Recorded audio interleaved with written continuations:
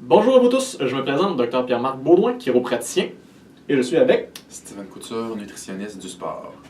Donc aujourd'hui, on va faire notre capsule ensemble pour vous parler des points positifs et des défis reliés au travail en interprofessionnalité pour les travailleurs de la santé.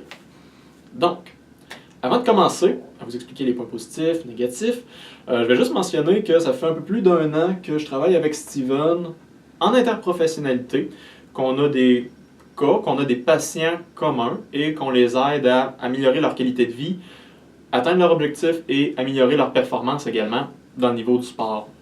Donc, si on commence avec le premier point positif, Steven. Allons-y.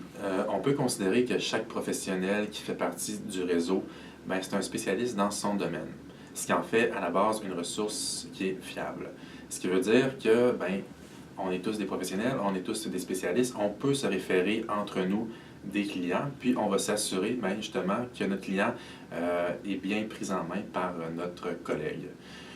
Aussi, ça peut nous aider à comprendre des problématiques connexes qui sont reliées à un diagnostic, par exemple, qu'on aurait pu faire. Mais les autres professionnels du réseau peuvent aussi être une source d'information qui est fiable pour nous personnellement, afin de peaufiner nos connaissances et afin de nous aider dans notre développement personnel. Tout à fait.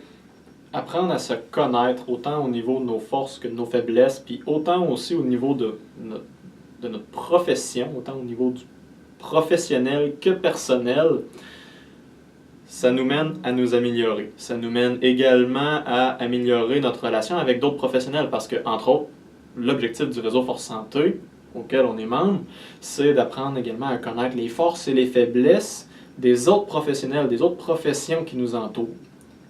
Ceci dit, lorsqu'on commence à connaître justement les forces et les faiblesses, ça nous permet de connaître donc nos limites, autant encore une fois au niveau professionnel que personnel.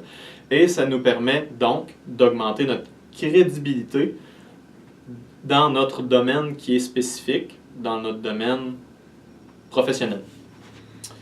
On sait que l'approche de plusieurs professionnels attend vers une certaine globalité, surtout lorsqu'on fait des évaluations, ce qui est très bien, parce qu'on peut découvrir certains problèmes connexes. Malheureusement, évidemment, on ne peut pas traiter tous ces problèmes-là.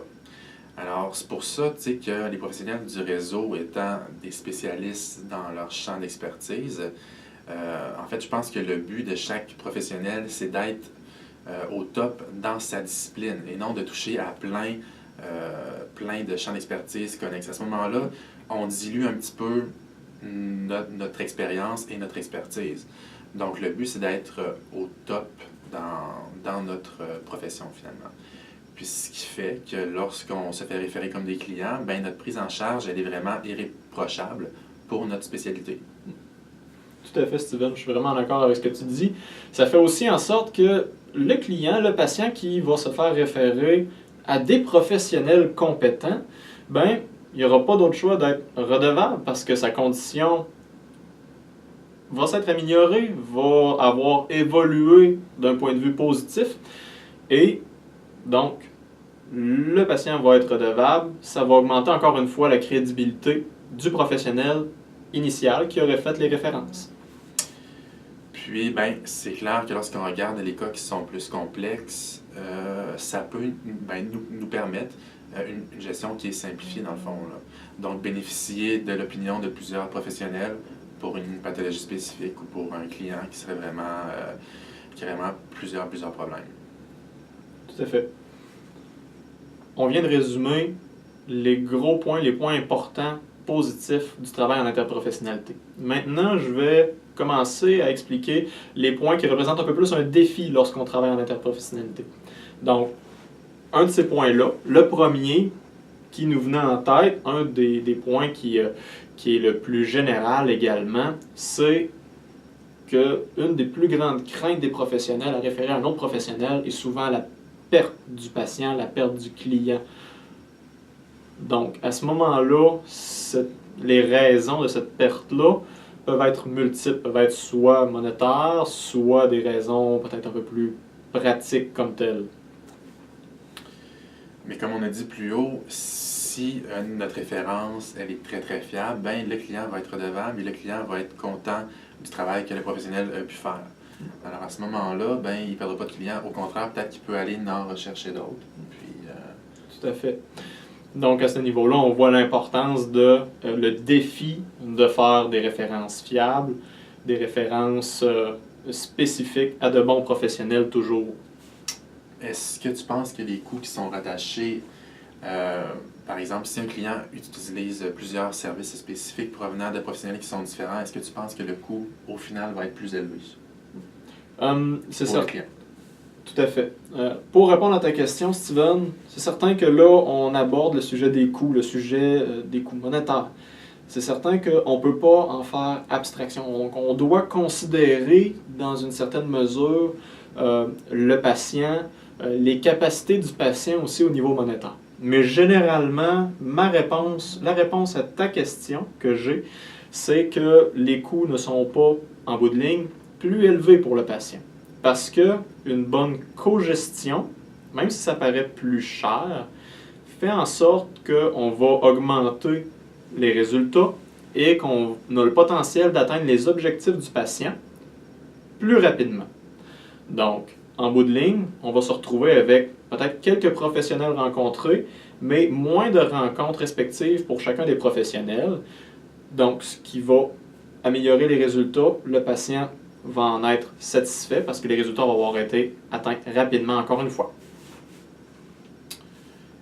C'est très bien ce que tu dis, je suis en accord avec ça aussi. Je pense qu'il y a aussi une autre problématique qu'on a remarqué, moi et Pierre-Marc, au cours de notre année de collaboration. Des fois, c'est la communication.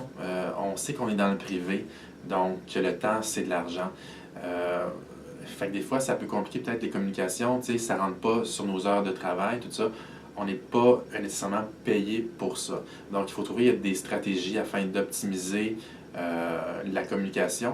Puis surtout, trouver des stratégies afin que ce qu'on véhicule comme conseil ou comme vision auprès de nos clients communs, ben, ça représente un petit peu comme la même chose. Alors ça, c'est un défi. On travaille sur ça pour le régler. Puis jusqu'à présent, ben, on a encore un petit peu de travail à faire. Tout à fait. On a encore du travail à faire, quoique il y en a beaucoup d'accomplis à ce niveau-là.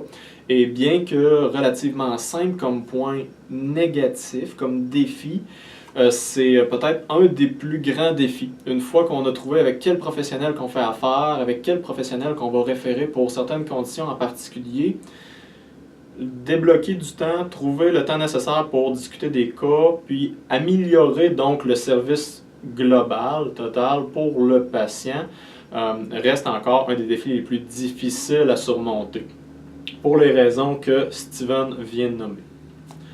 Donc globalement, on vient de faire le tour des points positifs et des défis reliés au travail en interprofessionnalité. On espère avoir répondu en partie ou en totalité à vos questions par rapport au travail en interprofessionnalité. Et si jamais vous avez des questions supplémentaires, gênez-vous pas à nous contacter personnellement ou contacter le réseau Force Santé qui, bien évidemment, travaille avec plusieurs professionnels de plusieurs domaines différents pour les aider à améliorer leur capacité, améliorer leur potentiel de travail ensemble, donc travail d'équipe. Donc, je vous remercie beaucoup de nous avoir écoutés et on espère avoir répondu à toutes vos questions. Bonne semaine.